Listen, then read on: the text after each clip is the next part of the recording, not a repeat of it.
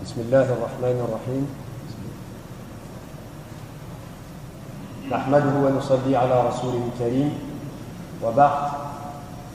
Chers frères, chères sœurs, en ce moment, nous avons peut-être un peu faim, un peu soif. C'est normal, c'est le mois de Ramadan. Et ici, c'est l'hiver austral. Ceux qui sont actuellement dans l'hémisphère nord, surtout dans des latitudes un peu élevées, leur jeûne dure beaucoup plus que le nôtre. Nous, ça commence à 5h30 environ, et ça se termine à 18h environ, soit 12h30 de privation volontaire pour Allah subhanahu wa ta'ala de nourriture, de boissons et de plaisir physique intime. Mais que dire quand viendra un moment où ce ne sera pas pendant 12h30 qu'il faudra ne pas manger, mais pendant une année, 2 mois et 14 jours. Une année, 2 mois et 14 jours, où on ne pourra pas manger, ou presque. C'est quoi ce laps de temps-là que je viens de citer? Eh bien, c'est la durée du séjour du Masih Dajjal, du Messie trompeur sur terre. Dans un hadith relaté par An-Nawas ibn Sam'an, rapporté par Muslim, très connu, le prophète sallallahu alayhi wa sallam a dit que l'Antéchrist sévira sur terre pendant 40 jours. Le premier jour s'écoulera comme une année, le second comme 1 mois, le troisième comme 1 semaine, et les autres jours seront comme habituels. Si vous faites le total de ce que le prophète sallallahu alayhi wa sallam a ici annoncé, vous trouvez la durée que j'avais énoncée tout à l'heure. 1 an, 2 mois et 14 jours. Mais peu d'entre nous savent qu'à ce moment-là, il n'y aura rien à manger, sauf si on le suivra. On a entendu dire peut-être qu'il nous séduira, il séduira les hommes qui seront présents par ses prodiges, par ses pouvoirs fantastiques. Certains disent même, personnellement je ne l'ai pas trouvé, mais c'est possible, qu'il aura une musique qui attirera les gens. Mais c'est surtout la faim, parce qu'il n'y aura rien à manger, ou presque. C'est surtout la faim qui fera que les hommes seront attirés vers lui. Et ensuite, les prodiges qu'il réalisera les séduiront et leur feront croire ce qu'il raconte, ce qu'il affirme, à savoir qu'il est Dieu, ou au moins qu'il y a quelque chose de divin en lui. Le prophète sallallahu alayhi wa sallam a dit, depuis la création de Adam jusqu'à la fin du monde, il n'y a pas une affaire plus grande, c'est-à-dire un trouble plus énorme que celui du Dajjal. ما كانت فتنة ولا تكون حتى تقوم الساعة أكبر من الدجال فإنه سوف يزعم أنه الله. Dans un autre hadith, celui-ci, il prétendra qu'il est Dieu. فمن آمن به وصدقه واتبعه لم ينفعه صالح من عمله سلفا. Celui qui croira en lui, qui apportera foi en lui, qui croira en ce qu'il dit, qui le suivra, aucune de ses bonnes actions passées ne lui servira plus à rien, parce que ses bonnes actions auront été annulées par ce kufr, cette incroyance qu'il aura commise en acquiesçant que cet homme-là c'est Dieu.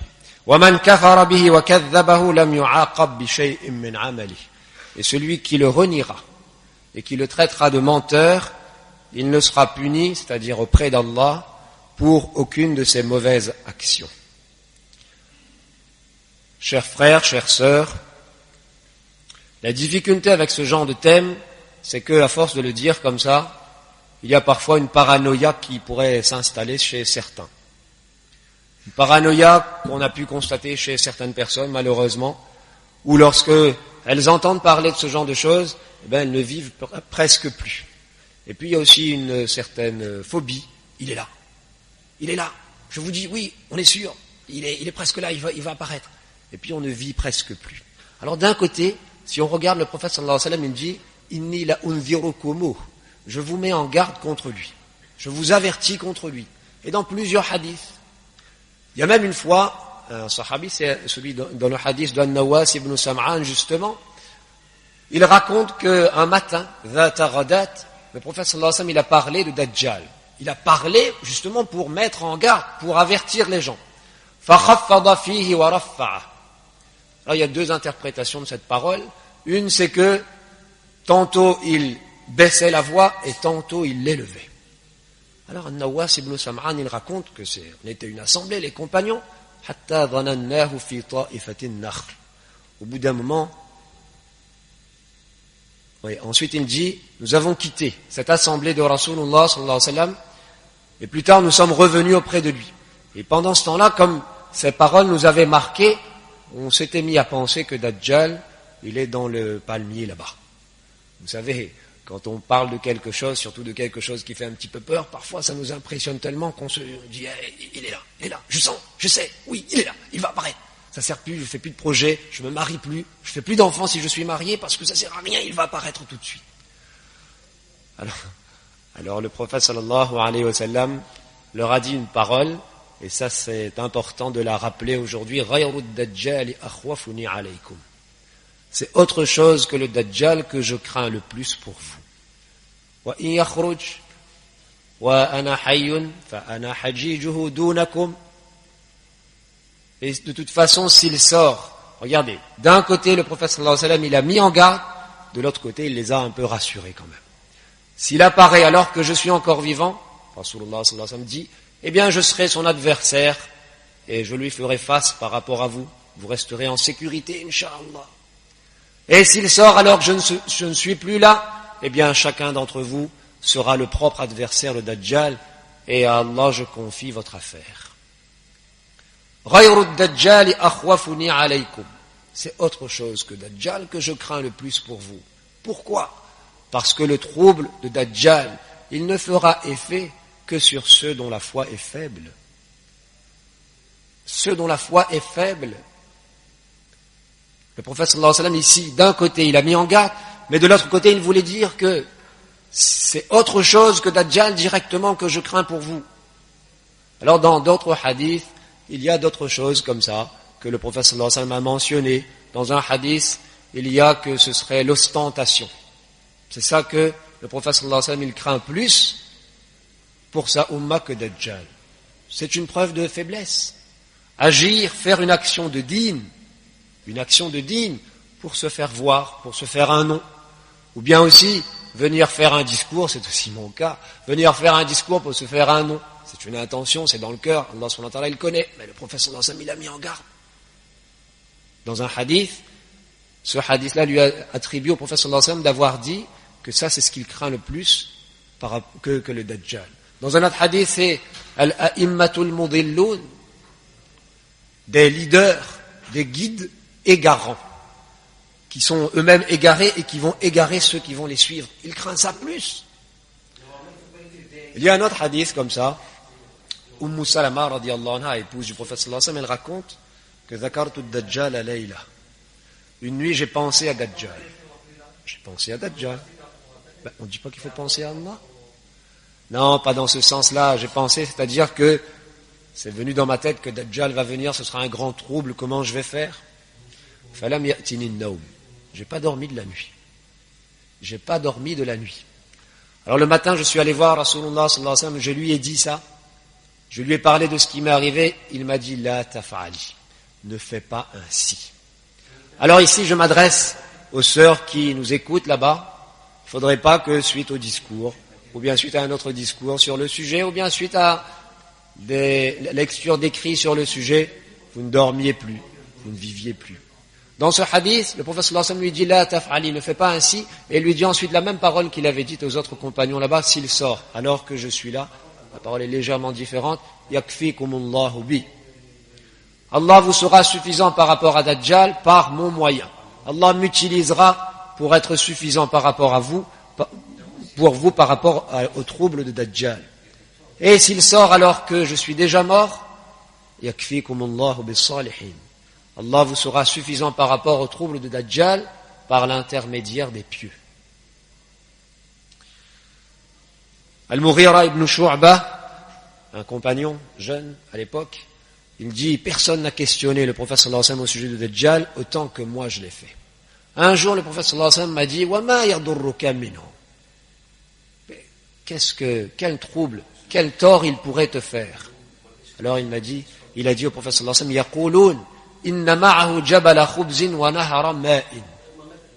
Les gens disent, ici les gens ce sont les autres compagnons, et ça ils avaient entendu du prophète sallallahu alayhi wa sallam lui-même.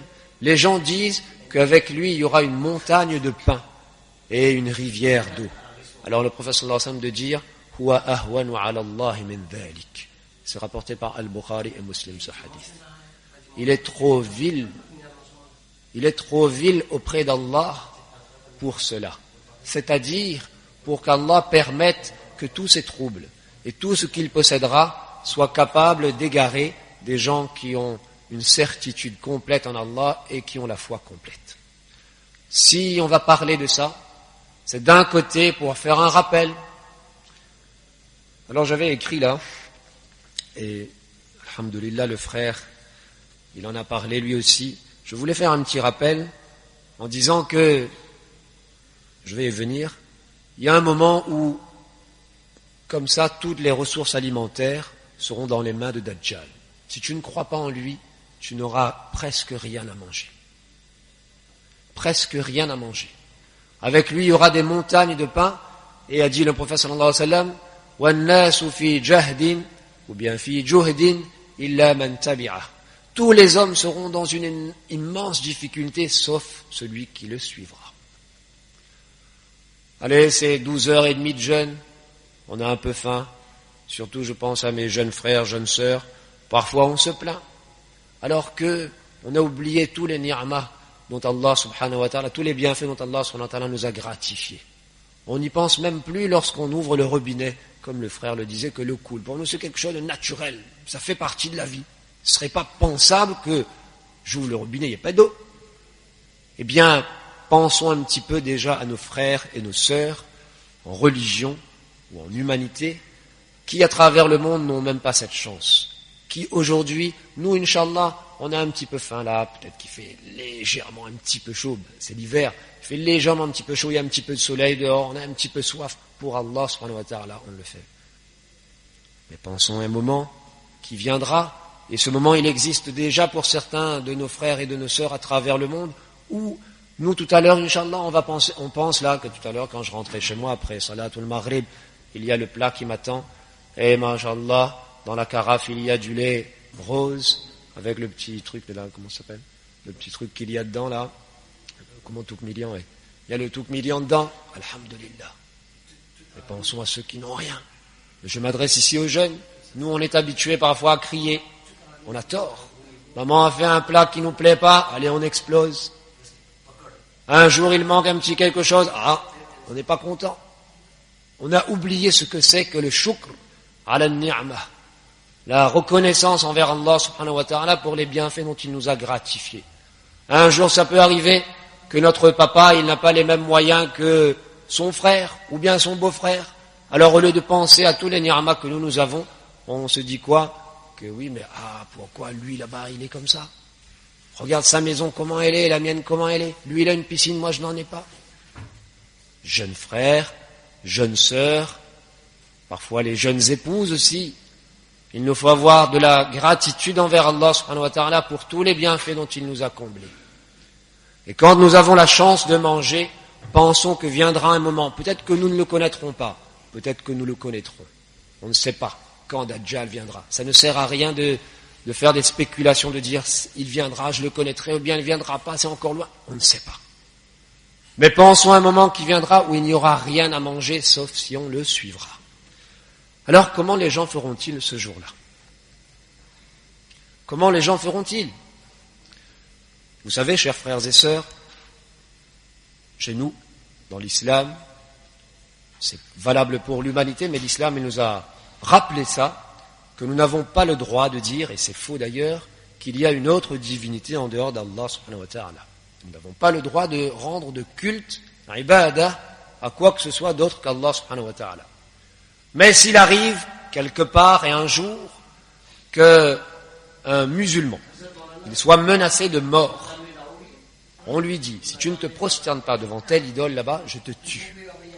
Eh bien, conformément au verset qui dit Illa man ukriha wa qalbuhu mutma'innun bil iman, walakin man sharaha bil kufri sadra, il est autorisé, bien que ne pas le faire soit le mieux, il est autorisé de faire en action seulement cette prosternation, juste pour sauver sa vie, mais pas de cœur. De cœur, on sait que non, on ne doit pas le faire. Alors ça, c'est le cas de contrainte. Ikrah. Ikrah biwa'idil qatl. Contrainte par menace de mort. Maintenant, imaginez que ça peut arriver, on soit dans un endroit où il n'y a rien à manger. Le musulman, il n'y a rien à manger. Il n'y a que des porcs. Il n'y a plus rien à manger à part de la viande de porc. Alors qu'est-ce qu'on fait? On se laisse mourir de faim, ou bien on mange cette viande qui est haram à la quantité minimale pour rester en vie. On mange à la quantité minimale pour rester en vie. D'après de nombreux mujtahidoun, c'est même obligatoire, d'après certains, c'est autorisé, le mieux c'est de ne pas le faire. D'après la majorité des mujtahidoun, notamment ceux de l'école Hanafi, c'est obligatoire d'en manger. Maintenant, imaginons un troisième cas de figure. Il n'y a rien à manger. Et il y a des gens, eux, ils ont des ressources alimentaires. Le musulman, il n'a rien. Et il voudrait manger pour rester en vie. Et ces gens-là lui disent, écoute, si tu veux manger, pour rester en vie, il faut que tu te prosternes devant telle idole là-bas. Sinon, si tu ne veux pas, tant pis. Nous, on ne te force pas, mais tu demandes à ton Allah de te nourrir. Alors, qu'est-ce qu'on fait dans ce troisième cas de figure? Alors, j'ai posé la question à Maulana Khalid Saifullah, ne l'ayant pas trouvé. Alors, il m'a dit, c'est autorisé à ce moment-là, comme dans le premier cas, de faire l'action seulement. Pourquoi? Parce qu'on sait que si on ne mange rien, on va mourir de faim. Alors, je me suis posé la question, pourquoi à l'époque, le Dajjal, il ne sera pas possible de faire de même? Quelqu'un pourrait se dire que je vais rester musulman, je ne croirai pas que Dajjal, c'est Dieu. Bien sûr, qui croirait ça? Je ne vais pas croire, moi, qu'il est Dieu. Mais, juste pour avoir de quoi manger, puisqu'il n'y aura rien à manger, j'irai auprès de lui, je me ferai passer en apparence seulement, avec la parole seulement comme un des siens, je dirai, moi je crois en toi, alors que dans le cœur non, juste pour manger et puis je reviens. Ce sera impossible, ce sera interdit, exceptionnellement. Pourquoi? Parce que, dans un hadith, le prophète sallallahu alayhi wa sallam a dit, Man sami'a bid-dajjal falyan amin, fa wallah, inna ar-rajula la ya'tihi wa huwa yahsibu annahu mu'min, fayattabi'uhu mimma yab'athu bihi min ash-shubuhat. Celui qui entendra parler de Dajjal, qu'il est sorti, alors qu'il s'éloigne de lui. Parce que par Dieu, par Allah, l'homme, le musulman, ira auprès de Dajjal, parfois par curiosité comme ça. Nous, on connaît ça, on dit nous parfois, Iman lelali. Par curiosité, il ira voir Dajjal et il finira par le suivre. À cause des doutes, des shubuhat que Dajjal suscitera en lui, à cause de ses pouvoirs extraordinaires. Alors, d'un côté, on avait dit au début, c'est la faim qui poussera auprès de lui. Il faudra une grande dose de foi, bi'idhnillah, pour résister à cet appel de la faim. Et de l'autre côté, ce sont ces prodiges, qui risqueront de séduire quelqu'un. On va citer un petit peu le hadith dans un instant, de quel type de prodige il s'agira. Alors c'est premièrement pour ça qu'il ne sera pas possible d'aller vers lui. On a dit tout à l'heure que si on est menacé de mort, ou bien s'il y a la famine, on peut faire seulement en action. En apparence, l'action, le cœur, il reste indemne, exceptionnellement. Mais ici, ce ne sera pas possible parce que celui qui ira le fréquenter finira par devenir réellement de cœur un des siens. Et deuxièmement, parce qu'il y aura une karama, il y aura un miracle spécial pour la Ummah de Muhammad sallallahu alayhi wa sallam à ce moment-là qui n'existe pas aujourd'hui, sauf si Allah subhanahu wa ta'ala le veut. C'est que, bien que n'ayant rien à manger, dire Subhanallah, Alhamdulillah, La ilaha illallah, Allahu Akbar, ça maintiendra en vie. Il y a dans le hadith qu'on va citer là. Mes chers frères, chères sœurs, imaginons un instant. Là, tout le monde est nanti, Alhamdulillah, même si le ventre est vide, on pense que la table à la maison, elle est garnie, le réfrigérateur, il est rempli. Alhamdulillah.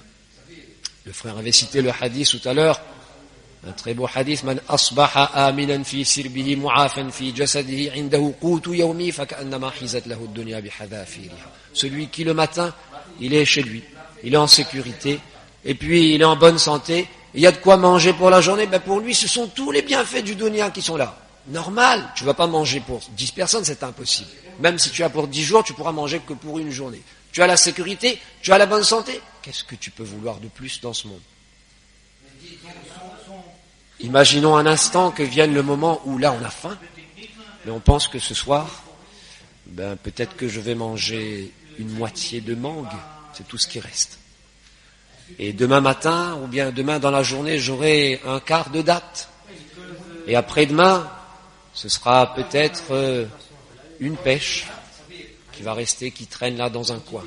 Alors, mettez-vous un instant dans cette situation, mettons-nous un instant dans cette situation et on va comprendre le trouble de Dajjal, chers frères et sœurs. À ce moment-là, pour pouvoir se contenter de Subhanallah, Alhamdulillah, La ilaha illallah, Allahu Akbar, il faudra que la foi elle soit réellement solide. Il faudra qu'on ait pris l'habitude de prendre du plaisir dans la prononciation de ces paroles. Il faudra qu'on ait libéré du temps chaque jour pour prononcer ces paroles. Il faudra qu'on ait pris un moment pour réciter le Coran en tête à tête, en quelque sorte, avec Allah subhanahu wa ta'ala. Sinon, si notre dîne, il est léger, il est en apparence comme ça, il y a seulement je viens, je fais les gestes, et puis je parle le plus rapidement possible, eh bien à ce moment-là, c'est fort à craindre.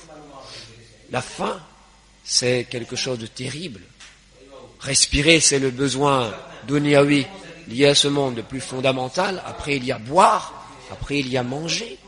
Pour manger, pour pouvoir manger, des gens sont prêts à faire toutes sortes de choses. On avait vu un reportage, il y avait quelqu'un, il y avait une dame qui disait que chez moi, là où je suis, là-bas, dans un pays d'Afrique, là où je suis, là-bas, il n'y a pas la guerre, mais il n'y a pas à manger.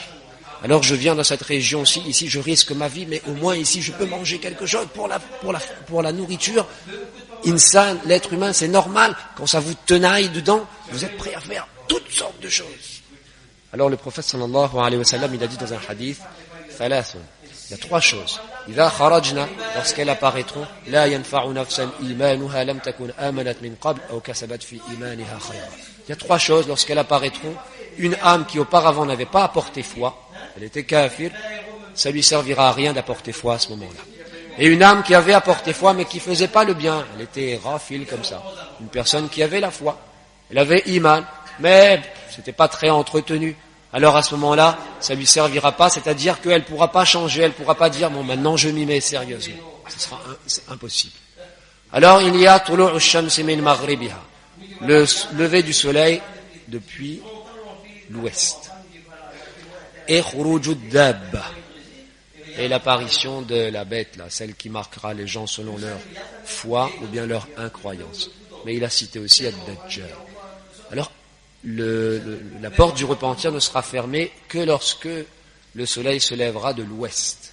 Mais ici le prophète sallallahu alayhi wa sallam, il a parlé de Dajjal, c'est parce que lorsque celui-ci viendra, ce ne sera pas à ce moment-là qu'il faudra dire je vais me préparer. Maintenant, non, c'est sûr, allez, je vais résister là. Parfois, nous, on se dit, s'il vient, je résisterai, Inch'Allah. C'est depuis maintenant qu'il faut se préparer. Alors, d'un côté, pas de paranoïa. Mais de l'autre côté, la nécessité de se préparer spirituellement. La nécessité, déjà, d'avoir la certitude. Plus encore que nous ne l'ayons sur la véracité de l'islam. Lorsque Dajjal paraîtra, il ne sera pas un musulman. Il sera d'une autre religion. Et il fera l'apologie de sa religion à lui. Il présentera sa religion comme étant la vérité. Et il citera aussi des passages de ses écritures auxquels lui il se réfère. Il prétendra même, a écrit Ibn Hajar al-Asqalani as-Salah, tout d'abord il se montrera comme quelqu'un de pieux, après il prétendra être prophète de Dieu, et à la fin il prétendra être Dieu comme on avait vu tout à l'heure. Premièrement, al-yaqin, la certitude. Alors devant moi, j'ai un public, masha'Allah, qui m'écoute. Parmi ce public, il y a des jeunes, des moins jeunes. Parfois, nous, on a on a une mauvaise compréhension au sujet d'un point que l'islam il formule. On a un petit doute. Ça arrive parfois. On a un doute. Eh bien, ce doute-là, ne le laissez pas pourrir votre imam. Allez voir votre imam, allez voir les gens du ilm, allez lui demander, voilà, je suis pas arrivé à comprendre ce point-là, explique-le-moi s'il te plaît. La foi, elle est dans le cœur, mais la raison, elle fait un travail dessus, elle vérifie que c'est correct. Alors parfois, si on vous met un trouble dans votre raison, alors ce trouble-là, il peut affecter la foi qui se trouve dans votre cœur. La solution, c'est d'aller voir le imam, d'aller voir celui qui a du ilm, et de lui poser la question, de lui dire, j'ai pas compris telle chose, comment ça se fait? Aïcha radiyallahu anha, il y avait une chose qu'elle n'avait pas compris comme ça dans ce que le prophète sallallahu alayhi wa sallam avait dit. Eh bien, elle a posé la question. Al-Bukhari, il a écrit dans Kitab al-Ilm, dans son livre, celui qui n'a pas compris au sujet de quelque chose, il a questionné jusqu'à ce qu'il comprenne. Premièrement, la certitude. La certitude sur haqqaniyatul islam. C'est la dernière religion, la religion monothéiste enseignée, révélée à Muhammad sallallahu alayhi wa sallam, qui a abrogé tous les messages précédents. Parfois, il y a un petit problème ici. Il y a des gens, ils croient, et puis ils disent, pourvu qu'on croit en Dieu, et pourvu qu'on suive n'importe quel messager, c'est bon. Non, ce n'est pas comme ça. Le dernier message, celui de Muhammad sallallahu alayhi wa sallam, sa validité a abrogé la validité des messages précédents. Ceux qui, aujourd'hui encore, qui ont eu connaissance du message de Muhammad sallallahu alayhi wa sallam et qui sont restés attachés à un message précédent, ils sont dans le coffre. Bien sûr, je vais agir en bien avec eux. Mais ils sont kafirs. Je vais les aider s'ils ont des problèmes, s'ils n'ont pas à manger comme on vient de l'entendre, ils n'ont pas d'eau, on va les aider, ça n'est pas un problème. Mais ils sont dans le coufre. La vraie foi pour l'époque qui suit celle de Muhammad sallallahu alayhi wa sallam, c'est d'apporter foi en le message de Muhammad sallallahu alayhi wa sallam. Premier point donc, avoir la certitude sur la véracité de l'islam. Deuxièmement, avoir un lien spirituel profond et réel avec Allah subhanahu wa ta'ala. Ça ne se fait pas en écoutant un discours, ça ne se fait pas en prononçant un discours, ça ne se fait même pas en faisant une recherche dans un livre, ça se fait, comme on l'avait dit tout à l'heure, en libérant un temps, en mettant du cœur et en approfondissant notre relation personnelle avec Allah subhanahu wa ta'ala. Dans le hadith, Aïcha radiyallahu anha, elle rapporte que Rasulullah sallallahu alayhi wa sallam dhakara jahdan ou juhdan bayna yadayi ad-dajjal. Il a parlé d'une grande difficulté, je devrais dire une énorme difficulté qui viendra juste avant Dajjal. Faqalu, les gens ont dit ayyul mali khayrun yawma idhin. Lequel des biens matériels sera-t-il le mieux de posséder ce jour-là? Puisque nous avons des besoins dini, nous avons des besoins dunyawi, notamment celui de manger, celui de boire, celui d'avoir un toit, celui d'être en bonne santé. Alors lequel des biens matériels sera-t-il le mieux de posséder ce jour-là? Qal غلام شديد يسقي أهله الماء وأما الطعام فليس. Un serviteur fort qui sera capable de tirer l'eau du puits pour ses gens. Quant à la nourriture, il n'y en aura plus. قالوا فما طعام المؤمنين يومئذ. Les compagnons qui étaient là, ils ont dit, qu'est-ce que les croyants, ils vont donc manger ce jour-là? قال التسبيح سبحان الله والتكبير, dire Allahu Akbar, wa tahmid, dire Alhamdulillah, wa tahlil, dire La ilaha illallah. Rendez-vous compte que vous dites à vos enfants, à table les enfants, qu'est-ce qu'il y a à manger? Subhanallah, Alhamdulillah, La ilaha illallah, Allahu Akbar. Là c'est ce soir papa, mais demain aussi on aura ça. Et demain midi, on aura la même chose. Demain soir, ce sera la même chose. Mais jusqu'à quand? Eh bien, jusqu'à ce que Dajjal sera là. Ce sera ça l'épreuve. La fin. Alors, comment on sera arrivé à là? Pourquoi il n'y aura rien à manger? Et comment ça se fait qu'avec lui, il y aura Jibalum min khubz wa naharu ma? Ça, il y a un grand débat sur le sujet. Il y a des hadiths, 2 hadiths, qui parle d'une sécheresse exceptionnelle qui touchera progressivement toute la terre. Est-ce que ces hadiths sont authentiques ou est-ce qu'ils sont daïfs? Il y a débat entre les spécialistes sur le sujet. Je vais vous épargner ce débat-là. Ça, c'est une explication. Une autre explication, c'est que il y aura une situation, peut-être à cause de la pollution, ou bien peut-être à cause d'une espèce de technologie que les agents de Dajjal auront utilisée juste avant qu'il arrive. C'est possible. Écoutez ce hadith.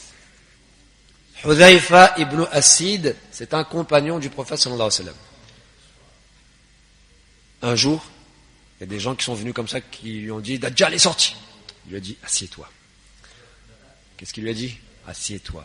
Inna ad-Dajjal law kharaja fi zamanikum la ramathu as-sibyan bil khazaf. Il parle de son époque, celle qui suit immédiatement celle de Rasulullah sallallahu alayhi wa sallam.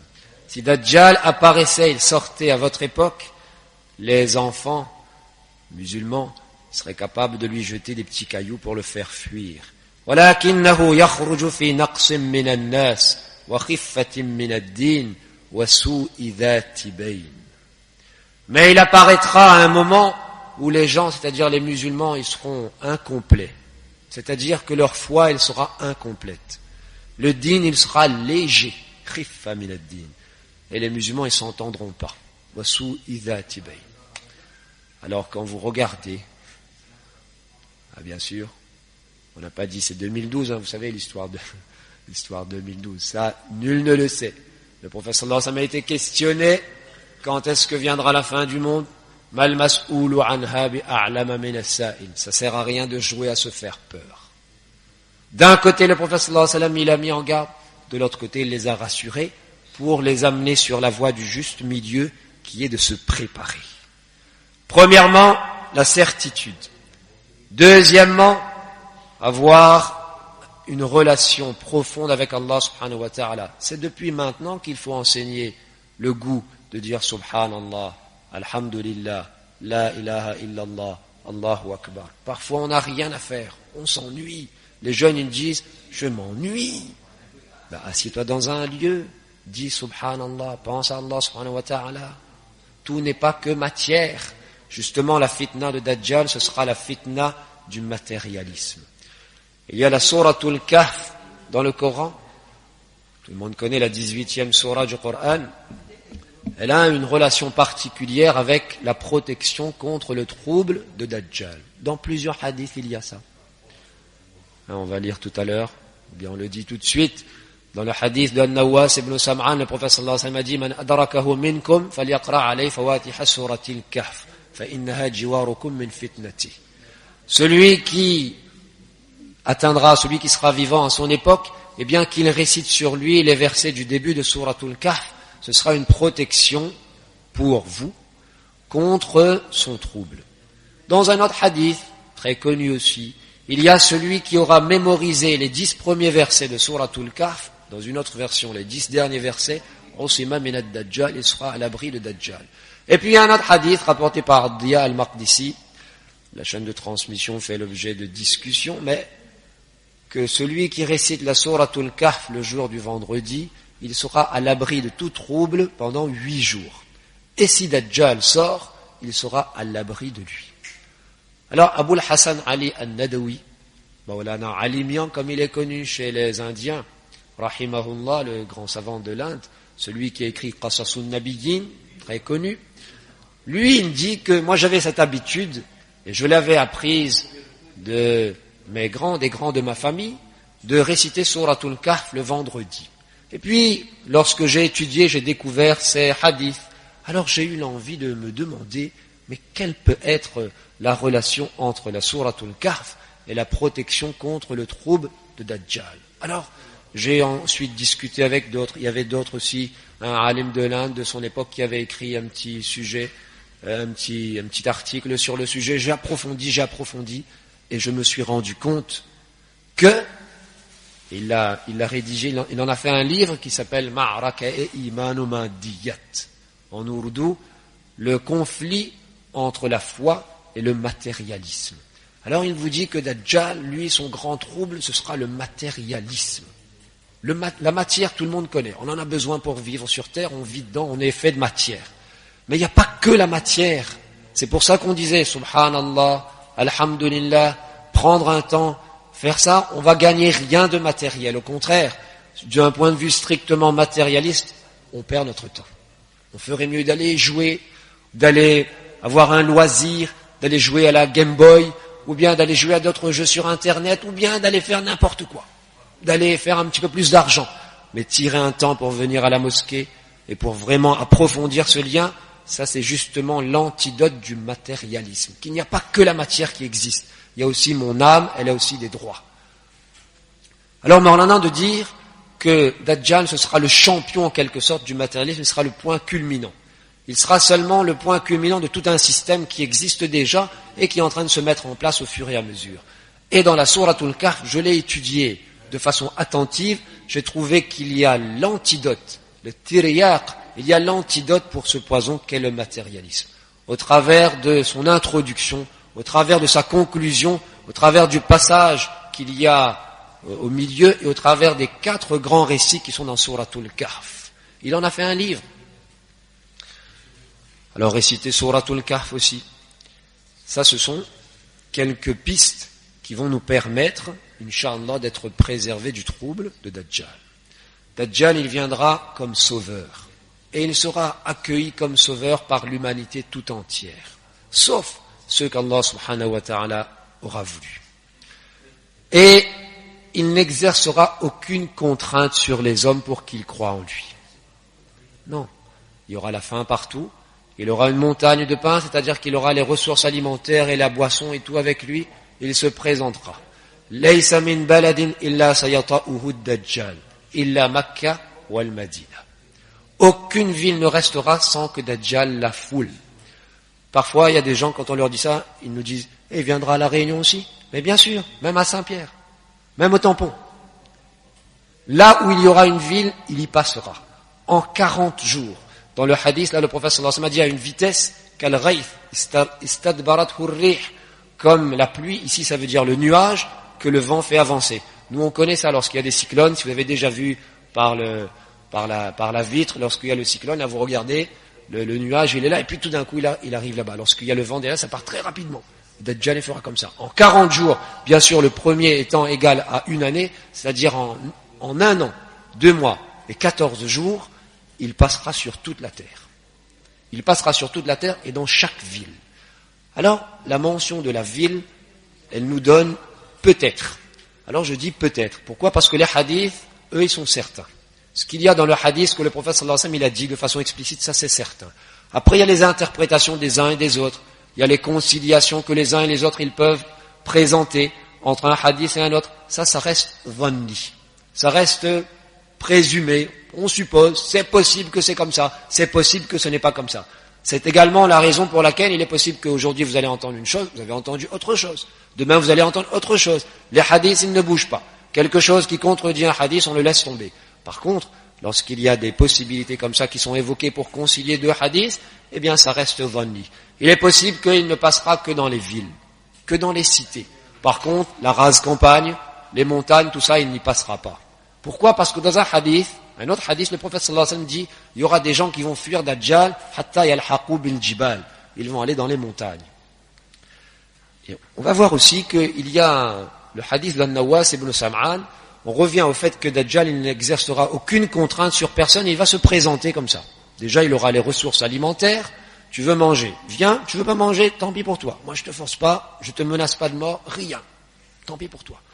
Il y aura des gens, ils auront quand même un peu de nourriture sous forme animale, ou bien sous forme de plantes, d'arbres. Dajjal, il va se présenter à eux.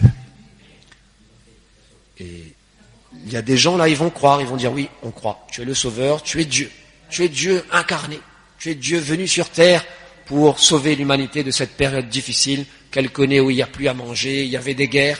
Ça aussi, il y aura, avant la sortie de Dajjal, il y aura une grande confrontation. Et il y aura plein de morts. Et c'est après ça que Dajjal va sortir. Hein, tu es le sauveur. C'est toi qui amènes la paix. C'est toi qui amènes la prospérité. On croit en toi, tu es Dieu. Alors, Dajjal, il va ordonner à la pluie, et la pluie va tomber. Et il va dire à la terre, fais pousser. Et il y aura des plantes qui vont pousser comme ça. Et les animaux que ces gens-là, ils avaient, ils vont revenir plus gras, plus laiteux que jamais. Ensuite, il va aller auprès d'autres gens. Il va se présenter à eux. Ces gens-là vont refuser. Alors, il va juste s'en aller. Regardez, il va juste repartir.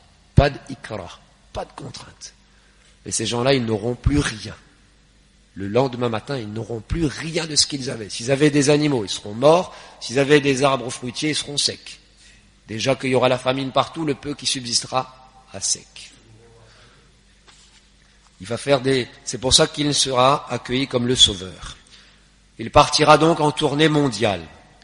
D'où va-t-il apparaître? Un hadith dit de Ispahan.